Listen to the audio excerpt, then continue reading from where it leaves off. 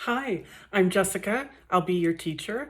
And today we're talking about media literacy and fake news and learning about certain elements of fake news, such as conspiracy theories and other vocabulary words you may not have heard of.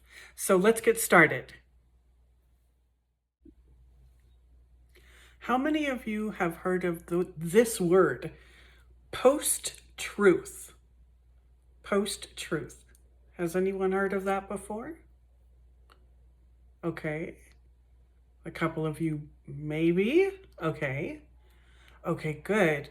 Good. Some of you may have heard of it before, so that's going to be an interesting discussion today. So, what I'd like you to do is take a couple of minutes and take your best guess on what the term means, and we'll meet back here. So just take a couple minutes if you need to figure out what you think post truth means. Post truth, right here. Okay, we'll be right back in just a couple minutes. Okay, welcome back. How is brainstorming?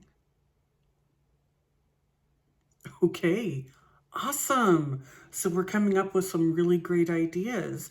Why, why don't you tell me what your best guess was for what the word or the term post truth means? Billy. Okay. Okay.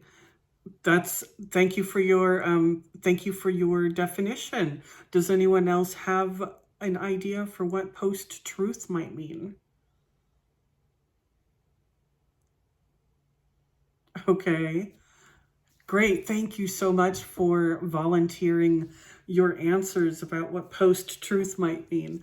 So, today we're going to be learning about post truth, misinformation, disinformation. We're talking about a lot more serious vocabulary words that you're going to be proud of to carry with you and be better citizens of media literacy, the internet in general, and your social media. So let's talk about what post truth is. So what I want to know, how did you come up with your best guess for post truth? Okay. And what did you see or notice that might have informed your best guess? Oh, okay, excellent. And what experiences do you have that in your own life that might have informed your best guess? What personal experiences in school or if you work or in your family life? So, what might have informed your best guess on post truth? Mm-hmm. Mm-hmm. Yeah, excellent. So thank you for sharing those ideas. What we're going to find out now is what the full description and definition are for post-truth. Post-truth. I know I keep pointing at it, but I love pointing at words, and this is definitely a big word. Okay, we're going to find out about post-truth. Thank you so much for reading out loud the definition of post truth. So, yes, post truth is when objective facts basically have no meaning. Truth has no meaning anymore, and people's beliefs and feelings sort of feed into their truth. It becomes their truth. So, so how close were you in getting the actual definition right? Great, great. Yeah. Yeah, the definitions were very close in some cases. So, what situations or experiences connect can you think of that connect to the term post-truth? So, what situations or experiences that might be happening right now in 2024 that would connect to this idea of post-truth or rather, if you want to think about it, feelings versus truth. Hmm. Yes, the United States presidential election is coming up, and there's lots of information being exchanged from both parties and also their supporters. So, yes, we see a lot of feelings and beliefs in this election cycle. Absolutely, thank you. That's a huge one that I was thinking of. Um, how did you have any other ideas about any situations or experiences that might be related to the term post-truth? Yeah, yeah. When your uncle shares f- fake news on his social media account, that gets passed on as reality almost. So it becomes other people's realities as well, not just your uncle when he passes it on his social media account. That's an excellent example. How do you notice emotions or beliefs outweighing objective facts today? Mm-hmm. Yeah, it's a lot of people in the United States say it's very divisive or divided right now because of this division. I'm going to say divisive and division because of this separation between truth and feelings and beliefs, maybe things that aren't necessarily empirical truth, like empirical as the sun is in the sky and the grass is green, etc. So, yeah, post truth really comes into play in this current election cycle and social media, what we share on social media. So, absolutely. Great job with coming up with that definition. So I've put all of the words that we should be understanding this week from our readings and from our class discussions. So if you see, I've got a list of the words in addition to post-truth, which is what we have just been discussing. But you'll also see words like satire, conspiracy theory, misinformation, disinformation, among those vocabulary words. So be sure to understand those. And please talk to your classmates if you have any questions. If there are still questions, absolutely come to see me and we can discuss it after class or in my meeting hours. But I want to ask three questions. What is a conspiracy theory? How is birds aren't real a satire? And what are the key differences between misinformation and disinformation? So by the end of this video, we should be understanding a bit more about these vocabulary terms, as well as looking at a real life example of fake news or conspiracy theory that feeds into these ideas of post-truth and the other vocabulary words. So we're going to watch this video and I'm going to pause it every so often. Okay, let's go.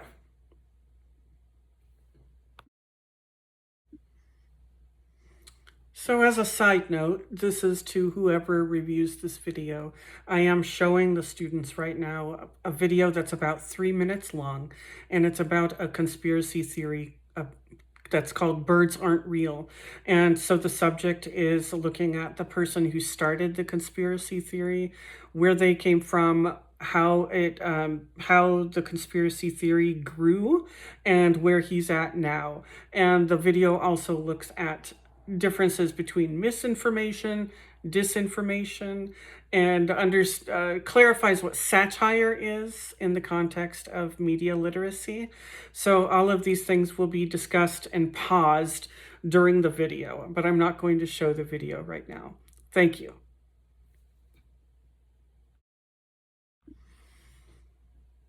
Okay, class, what did you think of that video? Mm-hmm. Interesting. Interesting. Uh, Anyone else would want to have? Do you have any thoughts about watching the Birds Aren't Real video? Okay. Oh, interesting. Yeah, yeah. I thought a little bit about that too. So, what's something new that you learned watching the video? Mm-hmm. Satire, definitely. That's one that you really should understand, not just for this course, but for consuming media, newspapers, social media, you name it. All of those are types of media that we consume and exchange information through. So I'm glad you picked up on that satire. And then, based on what you know and learned on the video, can satire like Birds Aren't Real make a difference in a post-truth culture? This might be one we'd think of after class. Can works of satire like Birds Aren't Real make a difference in a post-truth culture? Mm-hmm. Yes, the founder of Birds Aren't Real was making a statement about the idea of conspiracy theories being ridiculous. So yes, this is kind of a meta conspiracy theory that's sort of trying to comment on actual conspiracy theories. Excellent. Um, so let's think about social media. It tends to be where a lot of misinformation and disinformation can occur. So, and it's spread that way. So, are there any recent examples that you can think of that you've seen or heard online? Disinformation, misinformation. What have you heard online? Yeah, there's a lot of misinformation and disinformation. Absolutely, even from one country to another, certain groups want to portray their countries in a certain way.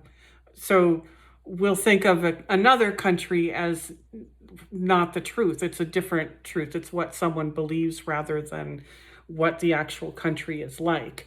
So that's one way that misinformation and disinformation can spread, is someone's belief about another country.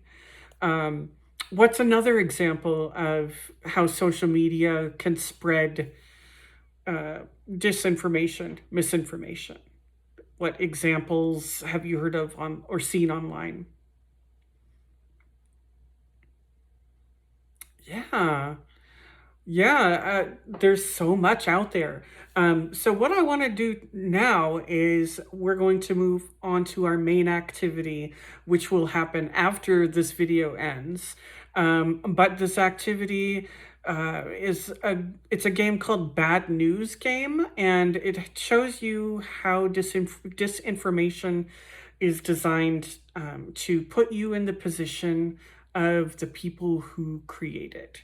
So, um, Birds Aren't Real, for example, it follows many of these clickbait styles of disinformation where something is so sensational and it makes you feel big emotions, and so you click the button.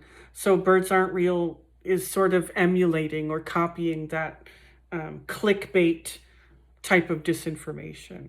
So, we'll take a look at more of the rules of this game after the initial portion of the class. But I just wanted to wrap up and make sure that we had kind of an idea of what we have been talking about today.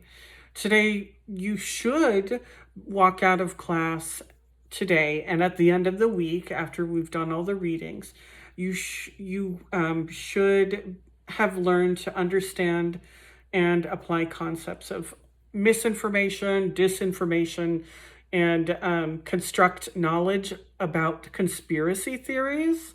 Understand how satire can play along with conspiracy theories, and also we took a look at Birds Aren't Real and how that operated and created new connections, maybe in terms of misinformation and disinformation being spread. So it's quite an interesting topic we've got going. Any final thoughts before we go?